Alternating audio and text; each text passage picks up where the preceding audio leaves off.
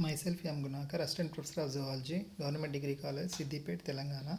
Today, let us discuss prawn external structure. Let us discuss the prawn external structure in different headings. Let us start the discussion with systematic position of the prawn, introduction, habitat and habits, external characters, and then body structure. Let us have a look at the prawn systematic position in the animal kingdom. Prawn belongs to the phylum Arthropoda.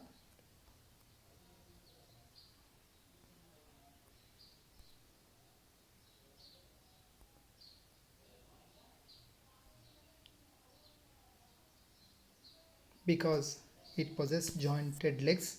Then prawn belongs to the subphylum Mandibulata because it possesses mandibles in its mouth parts. It belongs to the class Crustacea because it is an aquatic form and breathed by gills. It belongs to the order Decapoda because of the presence of 5 pairs of walking legs. It belongs to the genus Palemon and species Malcolmsoni. It is also called Macrobrachium malcolmsoni. Its common name is the Indian river prawn.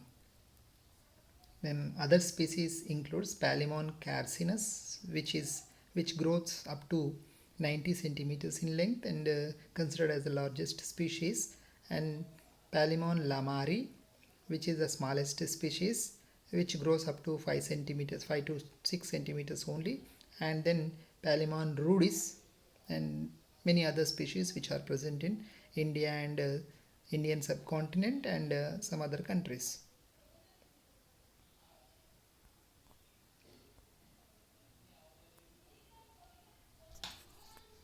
Phylum Arthropoda, as you know, is the largest phylum of the animal kingdom in terms of number of genera.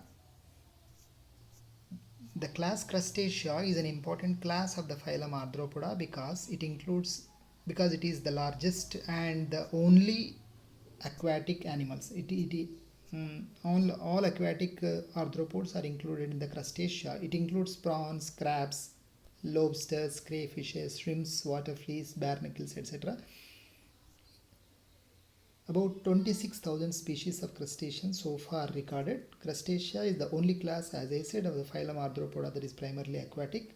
Palemon malcolmsoni is a typical representative of the class Crustacea, which is commonly called freshwater prawn because it is quite large in size and is easily available or obtainable due to its abundance in the rivers of India.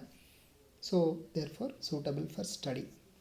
And it occurs in Indian subcontinent in all freshwater ponds and rivers and other habitats, freshwater habitats of Indian subcontinent, West Indies, Australia, Mexico, etc.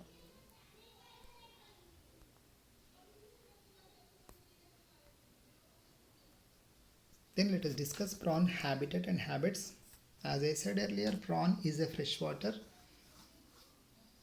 animal. It lives in freshwater ponds, rivers, lakes and streams, and it prefers clean and slow moving water. Wherever the dirt is there, it moves away from the dirty water, and it is nocturnal in habit. That means during the night time only it comes out of its habitat and in search of the food, and it especially towards the morning time it comes to the surface of the water and then to feed upon.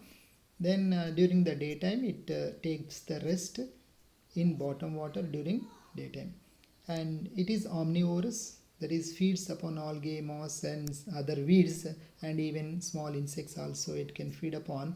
Then it can swim and as well as walk. Its breeding season starts from May and extends up to July, and parental care can also be seen in the case of prawns, where female parent always carry eggs on abdominal appendages. For this purpose, a separate platform is created in the abdomen area. Then before going into the prawn external characters, let us have a look at the other adaptations of the Palemon. Palemon is very well adapted to its mode of life, and its laterally compressed and spindle-like body offers minimum resistance to water during progression. Let us have a look at the prawn figure, and then See, you can see here very slender animal, and it's laterally compressed spindle-like body, and to offer minimum resistance to water during progression, during swimming. And its pale blue or greenish color is a good camouflage to its background. Then this camouflage and slow nocturnal movements make the prawn very inconspicuous. That is, it cannot be seen easily to its predators by its predators. Then its hard exoskeleton. It's a hard exoskeleton. You can see hard exoskeleton throughout the body. Throughout the body, its hard exoskeleton covered by hard exoskeleton protects the body from injuries. And as it is omnivorous, its diet ensures sufficient food everywhere and excludes the need of roaming far off from its hiding places in search of food. Then osmoregulation is also carried on by the green glands. It counteracts entry of water into the blood by diffusion through the gills. And then power of autotomy is also there. There is and regeneration is also there. So this power of autotomy is the cutting of its own parts whenever there is a danger, is called as autotomy. Then variety of movements provided by the jointed appendages contribute greatly to its survival. And maternal care of the eggs and embryos provides safety for the progeny also. So these are some of the adaptations of the prawn in its natural habitat.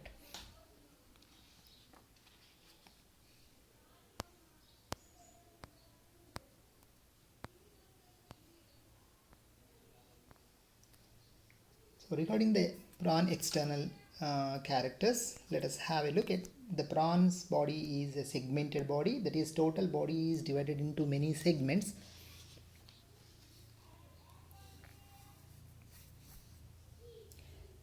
And covered by chitinous exoskeleton. We have already discussed its shape is elongated, spindle shaped and bilaterally symmetrical. Its size is variable. Average size is up to 25 to 40 centimeters, whereas Palimon corcinus is about 90 centimeters, which is considered as the longest species. And its color is variable. Young animals, they exhibit pale yellow or white in color, and adult, they pale blue or greenish with brown or orange red patches or bundles. And whereas the preserved animals, they get the deep orange red color. Then body is made up of 19 segments.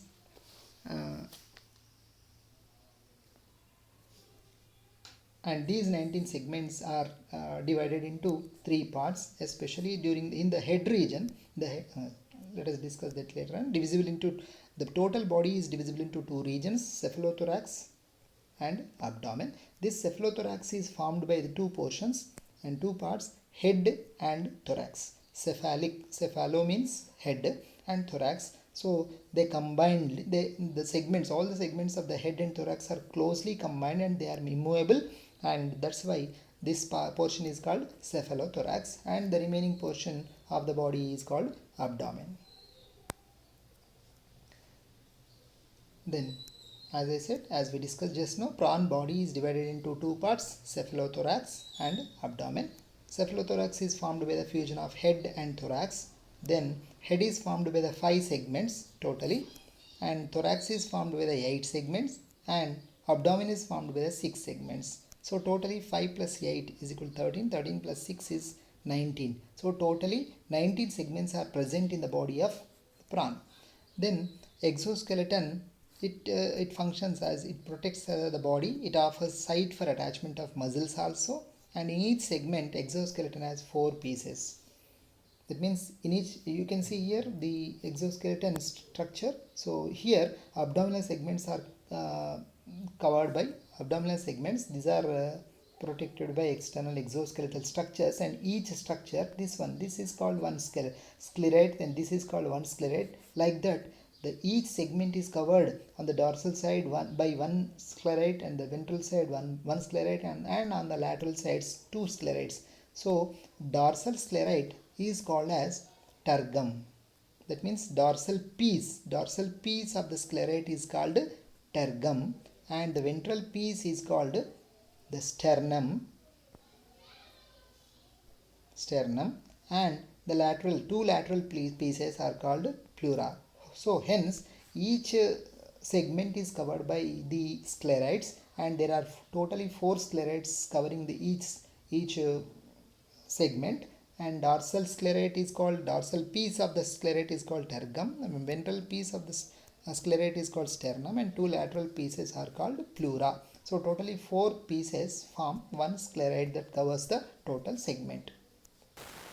So now let us discuss first cephalothorax, which is fused form of head and thorax. This cephalothorax, the name suggests it is a fusion of head and thorax. It is covered by a dorsal plate called carapace. It is covered by a dorsal plate called carapace. Now you can see here in this figure, easily you can see the figure. See, this is the cephalothorax, and this plate, this total structure is called carapace.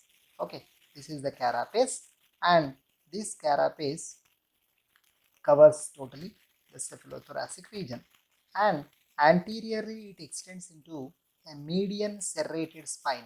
Now you can see here anteriorly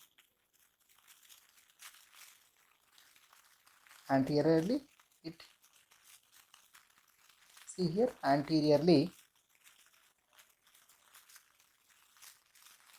see the anteriorly it extends forwards as a serrated spine. Serrated means a saw-like, that means teeth-like structures are present, and this carapace, this is the carapace, and this carapace extends anteriorly towards a serrated spine, which is called as rostrum,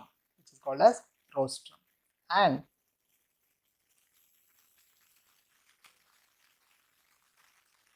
then you can see below the rostrum, on either side of the rostrum, you can see a pair of stalked compound eyes also. You can see a pair of stalked compound eyes. See the pair of stalked compound eyes. These are the compound eyes. One side of compound eye you can see rounded structure, ball-like structure, which is attached to the base of the carapace, that is called stalk. So compound eye on either side, that side also one compound eye, a pair of compound eyes are present on either side of the rostrum.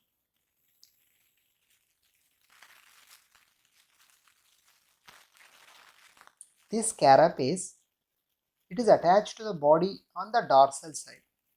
On the dorsal side, it is attached to the body very firmly from inside, but it freely hangs down laterally on both sides. Laterally, it freely hangs down as branchiostegite or gill cover. This is the structure is called as, this structure is called as branchiostegite. This is the structure that is called as branchiostegite. This is the structure that is called branchiostegite.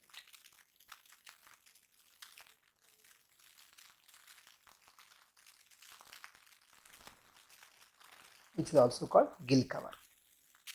Now, between the space between the branchiostegite and body is called gill chamber or branchial chamber. Then terga of the adjacent segments connected by arthrodial membrane are connected by arthrodial membrane. This facilitates movement of the segments. Then coming to the appendages. As I said already, the prawn body has totally 19 segments, and these among the 19 segments, let us have a look into it. The head bears 5 segments, which are called cephalic segments, and the thorax bears 8 segments, which are called thoracic segment, and abdomen bears 6 segments, which are called abdominal segment. Here, each segment bears a pair of appendages. So totally 19 segments bears 19 pairs of jointed biramus appendages. What do you mean by biramus? Biramus means a common base is present which bears two rami or two branched structures are present, and that's why this is called biramus appendages. And there are 19 segments which bears 19 pairs on either side of the segment. 19 pairs of jointed appendages are present. As I said, 5 pairs located on the head, which are called cephalic appendages, 8 pairs located on the thorax, thoracic appendages, and 6 pairs are located on the abdomen, which are called abdominal appendages. Now, We shall see each one of them by one. Now these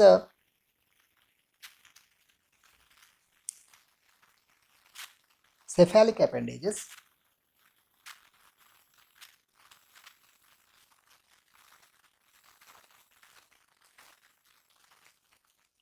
So cephalic appendages, I told you, these are the, here you can see the figures.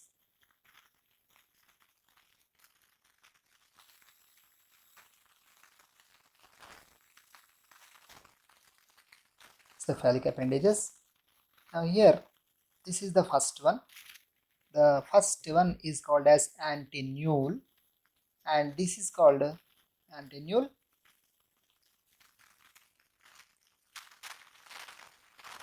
Antennule, and this is called antenna, and third one is called mandible.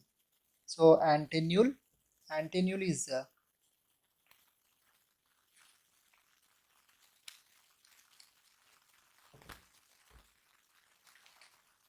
these antennules are present just beneath the eye stalks. Each consists of a peduncle. You can see now here a peduncle, and this peduncle is formed by three structures. One is precoxa. This is precoxa, coxa, and base. The precoxa is the larger one, and this peduncle, these three structures, which is combinedly called peduncle, is also represents the protopodite, also called protopodite, and it bears on the edge a pair of feelers or the flagella are present. Okay, these are the flagella, first flagella and second flagella, and as I said, the protopodite is formed by the three structures precoxa, coxa, and basis. Precoxa is very large and flattened, and it bears an upper side a depression bordered by setae. These are the setae on the precoxa, and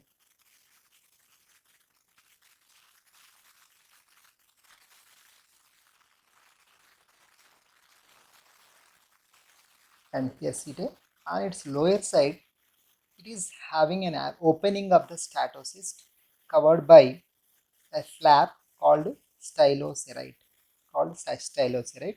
And the next one, coxa is short and cylindrical one, and you can see here coxa is the short and cylindrical one, and then the base, which doesn't possess any setae on the proximal part of the coxa, and then the spheles bear plumosetae on its end, on the proximal part, and spine-like setae on the distal part. The inner feeler is unbranched. See, this is the inner feeler, and this is the outer feeler. Outer feeler is branched, inner feeler is unbranched, and though the outer feeler is branched, it is unequal. It has unequal branches. The inner smaller branch bearing spinal olfactory setae. So these are not homologous to the exo and endopodites. Then second cephalic appendage is called as the antenna. This is the antenna, and this antenna, which is a sensory organ or tactile organ, and it also helps in balancing organ during the swimming. This antenna, it lies immediately below and behind the antennules. Each consists of a small peduncular protopodite, and this protopodite has coxa and basis. No precoxa is present, and a long, slender, many-jointed feeler is present here. See, one feeler is present here like this, and then the peduncle is swollen due to the presence of excretory organ inside it. It consists of a small coxa having the renal aperture on its inner margin and relatively large basis bearing a spine on its outer border. Then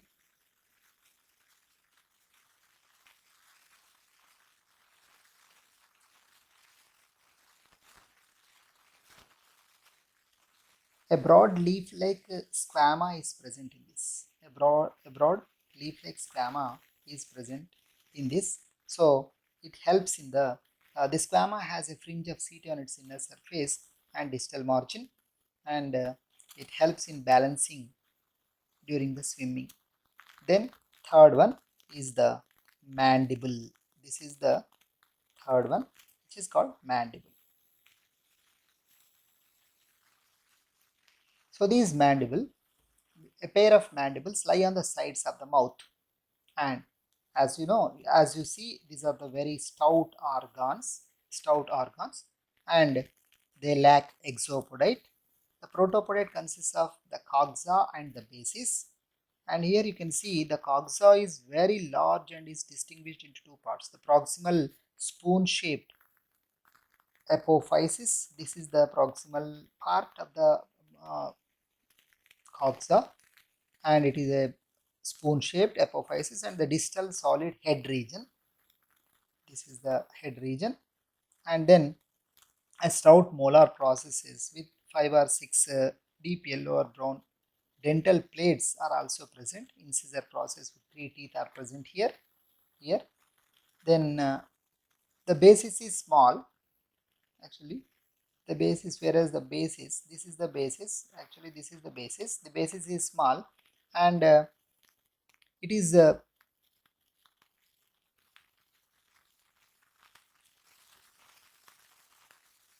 endopodate and the basis are having the setae, and together form the mandibular pulp. This is the mandibular pulp is present. This mandibular pulp is formed by the fusion of the base as well as endopodite. Now next, so just now we have seen first 3 cephalic appendages. Next, fourth and fifth cephalic appendage. That cephalic means head appendages are totally 5. Just now we have seen the 3 first cephalic appendages, and fourth and fifth cephalic appendages are here. These fourth cephalic appendages are called maxilla, or first maxilla, also called maxillula. So this is the maxillula, and this is the fifth cephalic appendage, which is called maxilla. This is maxillula and this is maxilla. So let us have a look at the maxillula. This maxillula lie just behind the labium or lower lip. They are thin and leaf-like and lack the exopodite. The protopodite has coxa and basis. You can see here coxa. See here coxa and basis. Here they are present. The coxa and basis, and each produced inwards into a jaw or nathobase like structure. Jaw-like structure. These are these two forming the jaw-like structure, and bearing stiff spines and setae also. The endopodite has bifurcated distal end. This is the endopodite. As I said, exopodite is absent. This endopodite has a bifurcated distal end is present here. This maxillulae, they serve to pass the food onto the mouth. So they help in passing the food to the mouth. Now the last cephalic appendage, that is called second maxilla or just maxilla, is this one, and it is behind the maxillulae, and like them they are also thin and foliaceous, that is leaf-like structures, leaf-like in appearance, and the protopodite has a small coxa. See here, the protopodite has a small coxa, and the basis is very much somewhat produced outwards, and then these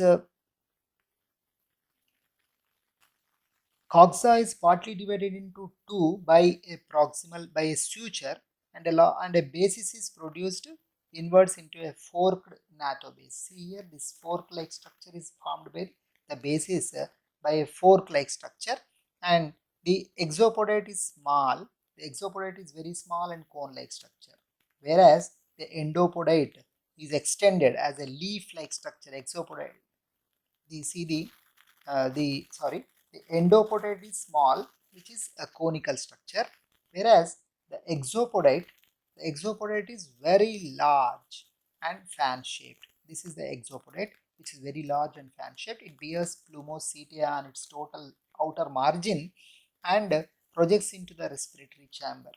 So this is also called as scapognatite or baler, and it serves to maintain a current of water over the gills by its movements.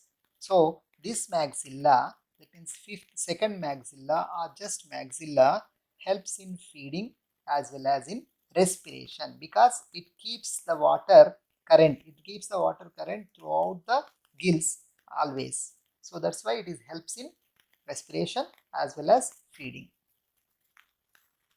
Now, so we have completed just now the head appendages or cephalic appendages. There are totally 5 appendages. Now coming to the thoracic appendages. See, thoracic appendages, their first 3 thoracic appendages are called maxillipedes. First 3 thoracic appendages are called as maxillipedes. Now you can see here, you can see. So these are the thoracic appendages. So this is the first thoracic appendage and second thoracic appendage and third thoracic appendage. As I said earlier, there are thorax bears 8 segments and 8 pairs of appendages are present. So among the 8, first 3 are called the maxillipedes. This is the first maxillipede and this is the second maxillipede and this is the third maxillipede. They show differences in their structure and very clearly they show the differences in their structure. So the first maxillipede, it is somewhat leaf-like structure. This is leaf-like structure. That means it is a foliaceous.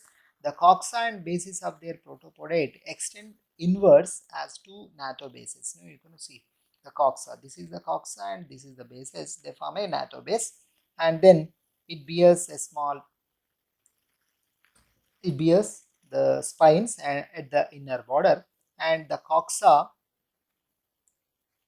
bears externally a bilobed respiratory process, the epipodite. This is the epipodite. So this is the bilobed epipodite. If you will show you, this is the epipodite. So the coxa bears epipodite. It is a respiratory process. The endopodite and exopodite are unjointed and bear seated. These are endopodite and exopodite. So this is the endopodite and exopodite. They are the unjointed and unjointed. This is the first maxillipede. It helps in feeding as well as respiration. Now coming to the second maxillipede. So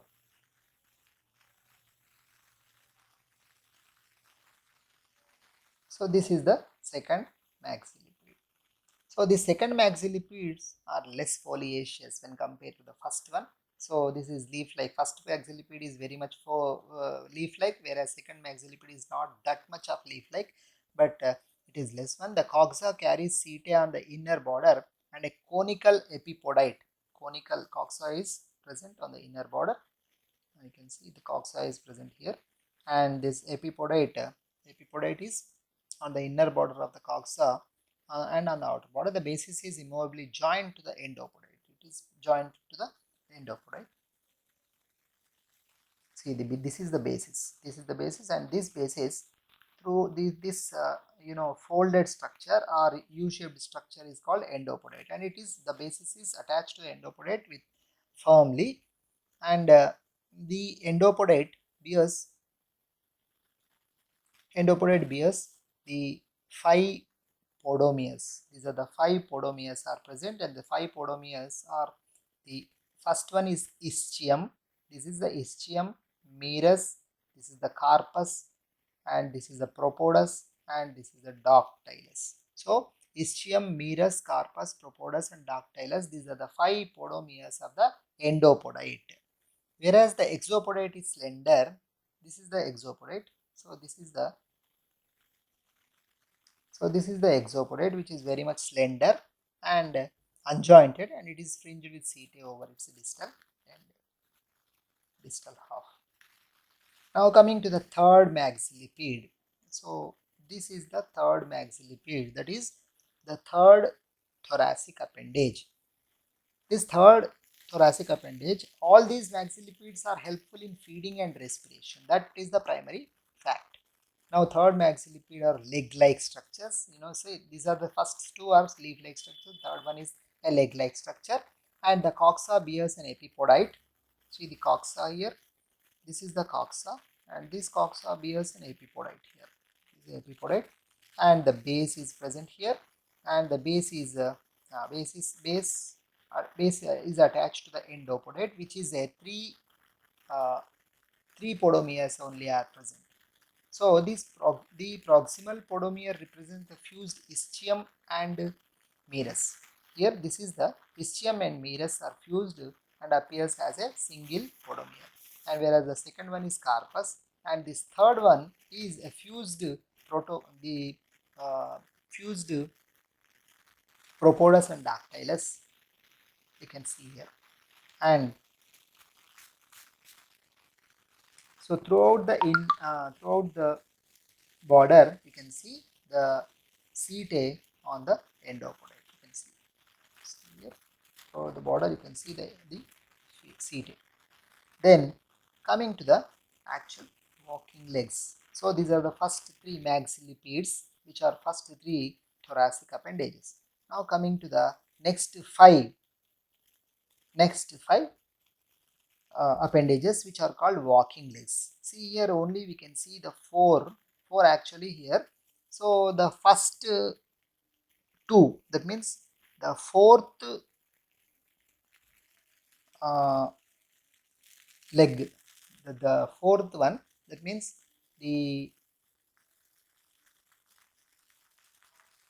I told you this is the first thoracic appendages, second thoracic appendage, and third thoracic appendages, which are maxillipedes. These are the maxillipedes, and the 4, 5, 6, 7, 8, and these are called walking legs. And these walking legs, among the walking legs, the first two are called chelate legs, and the next three are called non-chelate legs. Chelate, what do you mean by chelate? I'll explain. As you know, the walking legs, what is the main feature of these walking legs is the exopodite is absent. The protopodite has the usual coxa and basis, as we have learned. The protopodite here. So the protopodite bears coxa and basis, combinedly called protopodite. And as I said, the exopodite is absent. Endopodite bears the 5 long cylindrical podomeres. Just now I have told you 5 long, we have discussed in this 5 long podomeres. So first one is ischium. This is the ischium. Second one is meres, carpus, and propodes, and dactylus. So this is a typical walking leg.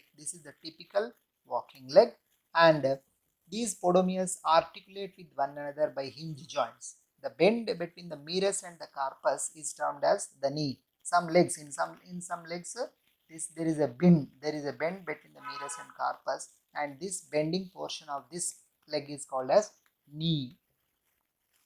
And in the first and second pairs of walking legs, the propodes extends forward and alongside the dactylus to form a pair of pincers. See here, this is the first chelate leg.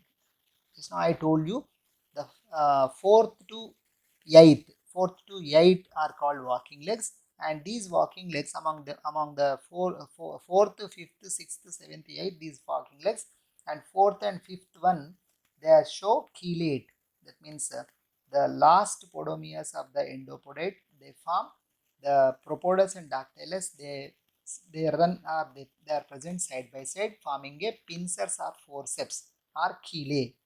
Now you can see here, pincers or forceps or chelae here, So that's why these are called chelate legs.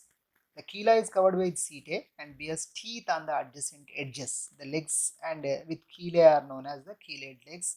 They are used for holding the food and transferring it to the mouth.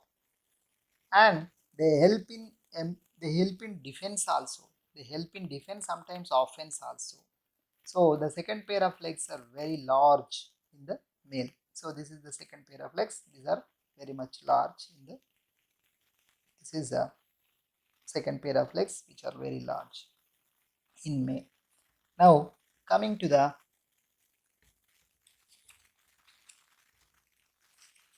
abdominal abdomen, let us discuss. These are cephalic appendages and as well as thoracic appendages we have completed. Now you can see abdominal appendages. So abdominal appendages, which are also called pleopods or swimmerets, whereas the thoracic appendages are called periopods. The abdominal appendages are called pleopods or swimmerets. As the name suggests, here the typical pleopod or the typical abdominal appendages you can see in the middle, and this one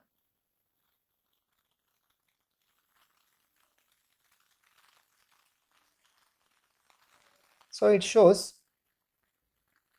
as usual protopodite bears one coxa and basis. Coxa is a small structure. With the coxa it attaches to the segment, and the basis is a elongated structure, and the abdomen as you know consists of 6 segments, and they are flat conical, and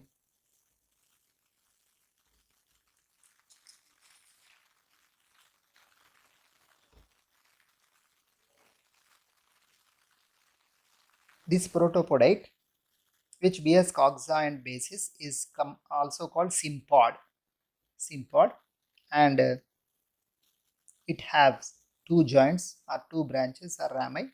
The inner endopodite, these are inner endopodite and outer exopodite. Because of these 2 rami, this structure is called biramous structure, as we have seen earlier, as we have discussed earlier.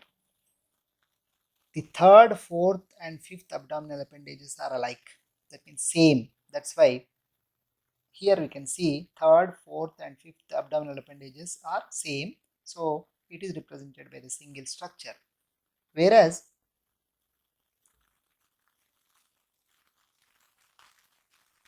the first abdominal appendage, this is the tip.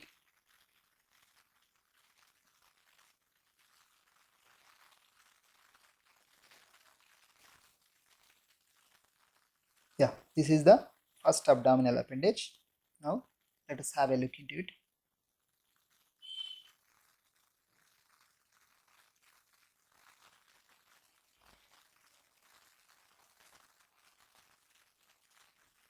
Here you can see the protopodite consists of coxa and basis. Here again, as usual, protopodite consists of coxa and basis, and the endopodite and exopodite are parallelly arranged on either side. And in addition to that, one more structure, appendix interna, is present with a knob-like distal end. We can see an appendix interna is present. This bears several coupling hooks, which consisting of a short stalk and flat cap. The first pleopod has reduced endopodite and lacks appendix interna, whereas the second pleopod in the male carries, see, this is the second pleopod and which is present in the male, you can see, whereas in female the appendix interna is present, whereas in the second pleopod in the male, in addition to the appendix interna, one additional structure we can see, appendix masculina. This is the appendix masculina, you can see appendix masculina. So this is appendix interna and appendix masculina, and endopodite and exopodite by biramous 2 rami are arranged on either side. side by side.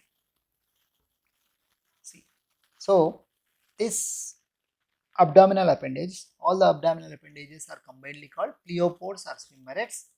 Their number is 14 to 18, 14 to 18, 14, 15, 16, 17, 18, and the last one is called uropod. So the last one is having some different structure. This is the last abdominal appendage, and this last abdominal appendage, as I said, is called as uropod.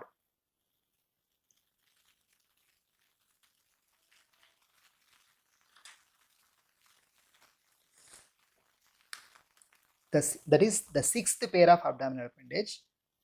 They differ from the typical abdominal appendage. They form broad, flat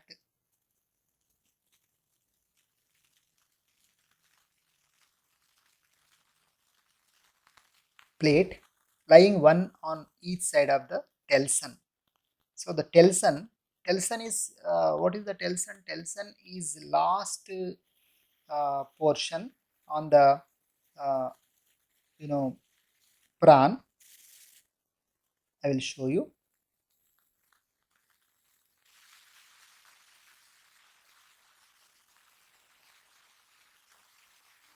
So we can see here telson. So the telson. Now this is the telson. So last, that means on the sixth abdominal appendage, a long uh, sharp structure that can be seen, that is called telson. And parallel to the telson, there is a biramus appendage which is called uropod. And this uropod, this is the last sixth abdominal appendage, and we are going to discuss that now.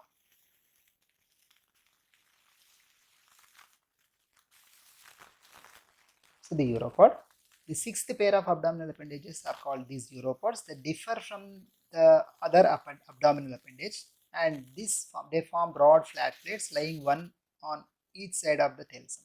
The protopodite is represented by one triangular piece. So here you can see this is the protopodite. So this is the protopodite, or which is also called sympod. So this is the protopodite. So it is a combined, that coxa and basis is not present, but it is only combined triangular portion. And the endopodite is an oval endopodite. So this is an endopodite, which is an oval, almost oval, and oar shaped plate whose margin is fringed with setae. This on the margin, throughout the margin we can see setae. And whereas the exopodite has, it is also oval shaped, almost oval shaped.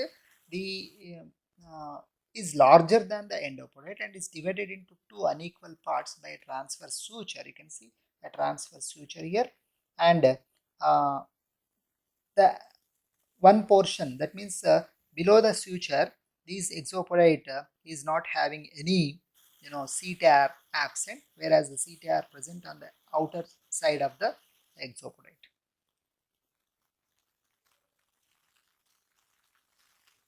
These uropods along with the telson form a fan-shaped structure called the tail fin, and this is helpful the uh, animal in locomotion.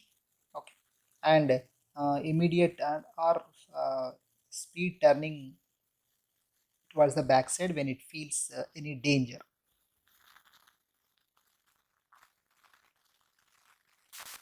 And on the whole, these pleopods are used for various purposes. The first 5 pleopods are employed for, the first 5 pleopods, that means these first 5 pleopods are employed, or swimmerets are used for swimming, and in the female, along with the swimming, they carry eggs for copulation, that is parenticle. They carry the eggs during the breeding season. And uropod, as I said, tail fin or uropod is used for backward swimming. And now, as I said earlier, there is a typical appendage. An abdominal appendage is a typical appendage. An abdominal appendage is called considered as a typical appendage. So one typical appendage consists of three structures. One is protopodate, which is a combined portion of coxa and basis. The other is exopodate and the endopodate. Okay. Whereas a typical walking leg of the thoracic appendage, as I said already, two structures, protopodate and endopodate. Exopodate is absent completely in the walking legs. Protopodate is formed of coxa and basis as usual, and whereas endopodate is formed by the five structures: ischium, meris, carpus, propodes, and dactylus. There is all sometimes what happens is there is a folding between the meris and carpus forming a knee joint, and propodes and dactylus forms the chelae in fourth and fifth legs. That's why they are called fourth and fifth thoracic legs are called chelate legs, and sixth, seventh, and eighth walking legs or thoracic appendages are called non-chelate legs. This is about the prawn structure. Thank you.